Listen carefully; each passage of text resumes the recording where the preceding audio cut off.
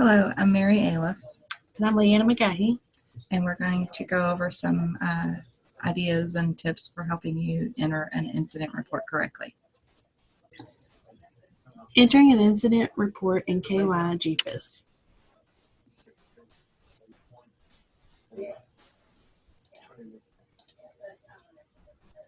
Class 1 is defined as minor in nature, does not create a serious consequence. Things may be classified as a Class 1 as an explained scratch or medication error that does not require medical intervention. Class 2 is defined as serious in nature. Things that may be classified as a Class 2 is use of an emergency room, use of a physical or chemical restraint, or police involvement. You receive a telephone call stating that your client grabbed another client's medication from the med tray and took the medication. The direct care person contacted the client's primary care physician, told the physician what medications the client ingested. The physician stated that the medications that the client took will not interfere with his current medications, and no changes will need to be made to his daily medication. Would this be a Class 1 or Class 2? Being that there was not a medical intervention required, this would be considered a Class 1, as there is not serious consequence due to this incident. So you receive a telephone call stating that your client grabbed another client's medication from the med tray, took the medication. The direct care person contacted the client's primary care physician, told the physician what medications the client ingested. The physician stated that there may be an interaction with the medication, instructs that the client be taken to the local hospital for observation. This time it would be more serious because the client is being sent to the emergency room for observation. This would be a Class 2 incident level due to the emergency medical transfer. Class 3 is defined as grave in nature. These are the occurrences that endanger the health, safety, and welfare of the client. A medication error that requires medical intervention, abuse, neglect, exploitation, arrest, death. You receive a telephone call stating that your client grabbed another client's medication from the med tray and took the medication. The direct care person contacted the client's primary care physician, told the physician what medications the client ingested. The physician states that the client will experience a strong interaction with the medication, instructs that the client be taken to the emergency room immediately. The client lost consciousness and has stopped breathing before the ambulance arrived to transport him. CPR was performed and the client was intubated once the ambulance arrived. This, of course, is a Class 3 level incident because the client's life is definitely endangered. This medication error requires an intervention be performed in order to sustain the life of the client.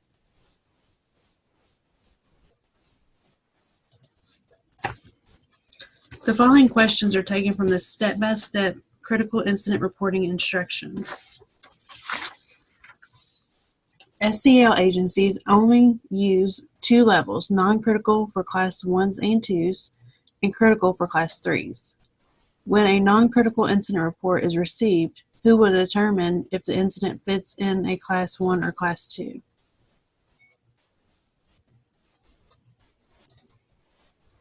It is the guardian who will determine if the incident report fits in our Class 1 or Class 2 categories. In summary, SCL agencies have non-critical incident reports and critical incident reports. The thing to remember here is when you get an incident report, look at it and see whether it should be classified as Class 1, 2, or 3, and then select the appropriate classification from the drop-down box.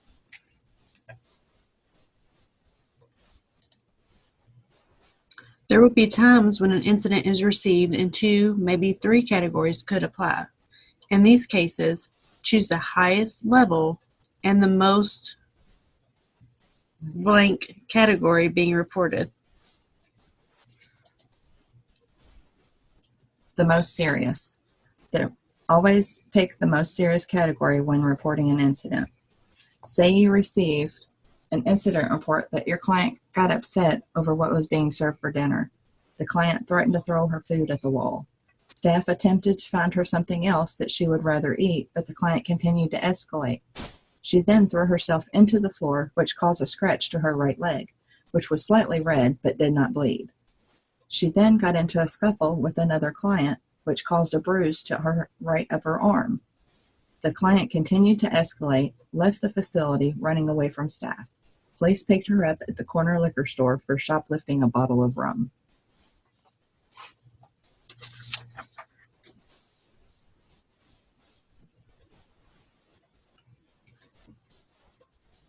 So for this incident, you would choose Class 3, either AWOL or arrest for shoplifting. Which one is more serious of those two may very well depend on that specific client. The goal of this is that you would select just one, and it would be the most serious. You would never select more than one, and you would never select it as a Class 1 for the scratch when by the end of the incident, they were being hauled off to jail.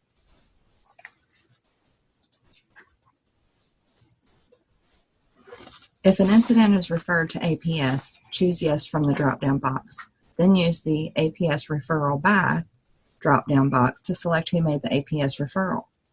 If APS was notified by someone other than guardianship staff or provider staff, then please type their name in the space provided for blank.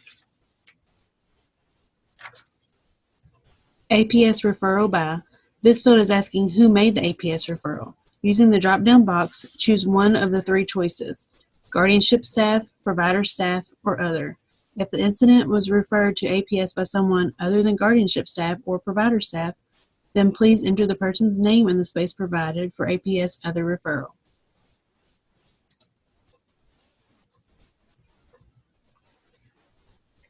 A common issue when entering incident reports is who was in the presence of the client at the time of the incident. This field is very important as it is a means of locating information that we otherwise would not see. Say your client is unable to speak but has an outburst when her staff member, Susie Smith, comes in. The outburst results in an incident report for whatever reason. The staff person's name, Susie Smith, is placed in the incident report as being present at the time of the incident. When reviewing the incident report, the nurse consultant wonders if the client's outburst could have been due to the staff member abusing her. The nurse consultant runs a report on the staff person's name. If every report that has been received has Susie Smith spelled the same way, then the nurse consultant has every report that Susie Smith has been reported in. So you see, this field is very important, and it is important that it be entered correctly, or it is of no use. The field is case sensitive, so you must only capitalize the first letter of the first and last name. Do not include any titles such as Mrs., Mr., Dr., RN. It is first and last name only, nothing else. Correct entries are Jane Smith and Joseph Brown with the first letter of the first and last name capitalized. In the event that the name is currently unknown of the individual that the client was with at the time of the incident, you may use the following temporarily. There is an expectation for follow-up, and this will be replaced with a name.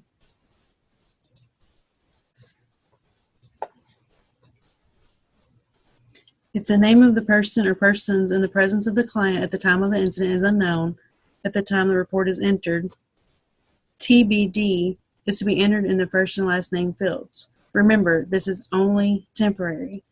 If the facility does not provide the name after you requested it, then you need to mark that the facility refused to provide the name of the person and let the higher-ups deal with it from there.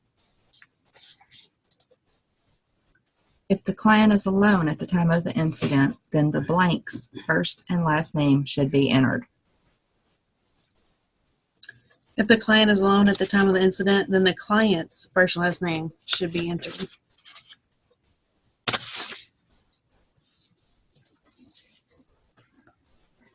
If you want to add an email that you received about the incident, the proper place to put that email is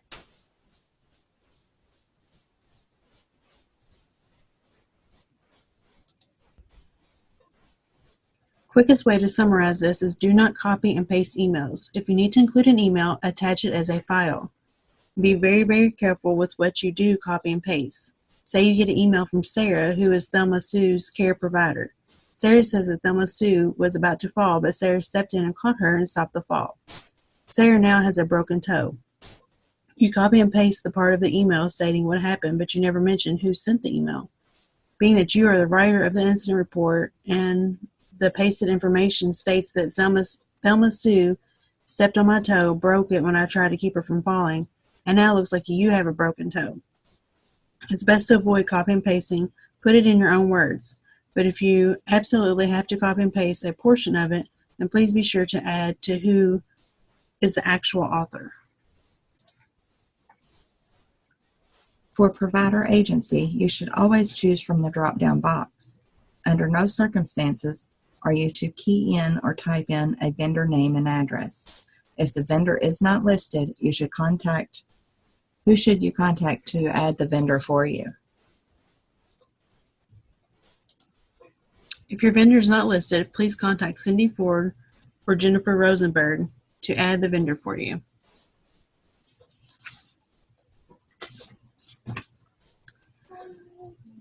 John Black resides in a khaki family home in Frankfort. John Black boards the Bluegrass Ultra Transit bus early one morning to spend the day at the Frankfort Active Day Treatment Program. The bus pulls up in front of the day treatment program, and as John disembarks, he misses a step and stumbles to the ground. Please select the correct agency responsible for John Black at the time of the incident.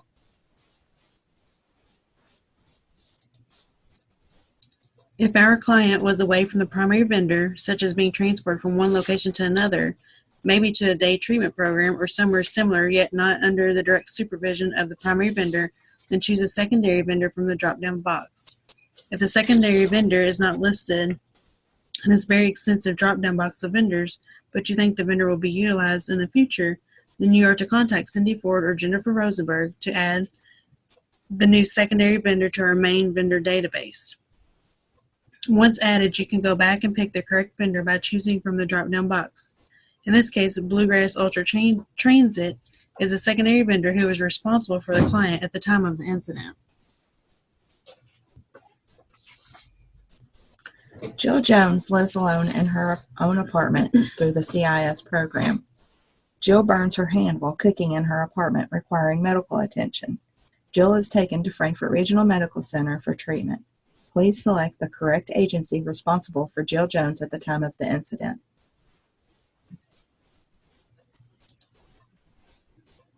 It would be the client herself who is responsible at the time of the incident. Client Rick Grimes is visiting with his son, Carl Grimes, for the weekend. Rick begins to have chest pain after dinner. Carl calls an ambulance to transport his father to the local hospital for assessment. Knowing that Carl Grimes is not listed in the vendor list and is not likely to ever be used again as a vendor in the future, you would self-enter his information in the space provided, including first and last name, complete U.S. mailing address, and telephone number. True or false?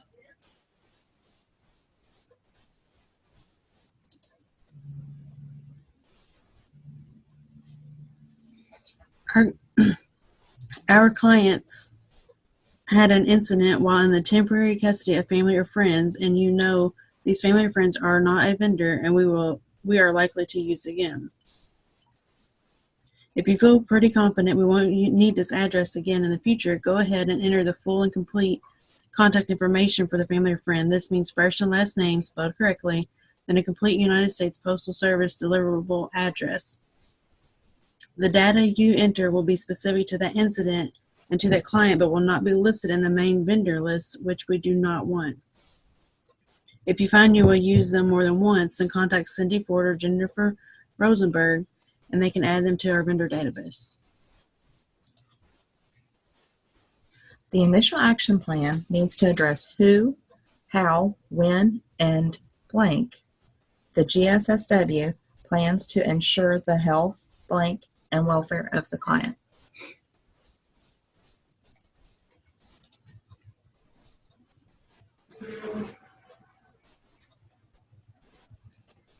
In the action plan, the guardian enters how they plan on handling the incident report, who they plan to contact, when, how, and what immediate actions they plan on taking to ensure the health, safety, and welfare of the client.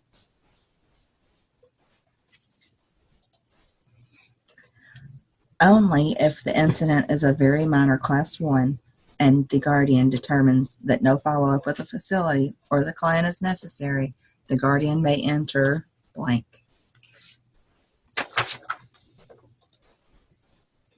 Occasionally, you may receive an incident report that is very minor in nature. You may determine after reviewing it that there is no follow-up necessary with the facility or the client.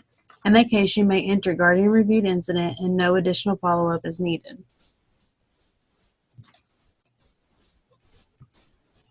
When the Guardian reviewed incident and no additional follow-up is needed is entered in the initial action plan, then additional follow-up needed will be marked yes or no.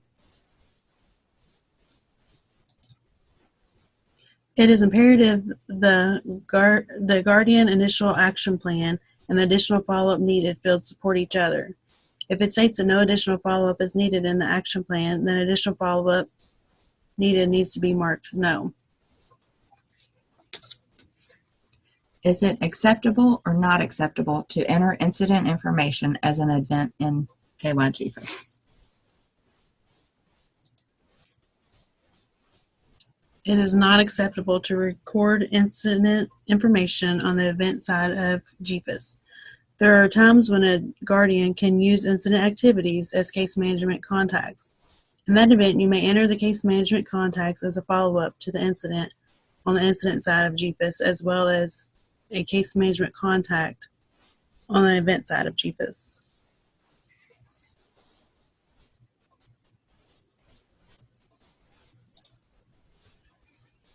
If you have any further questions or if there is anything that you may need cleared up on, please do not hesitate to give us a call and we will be happy to assist in any way that we can.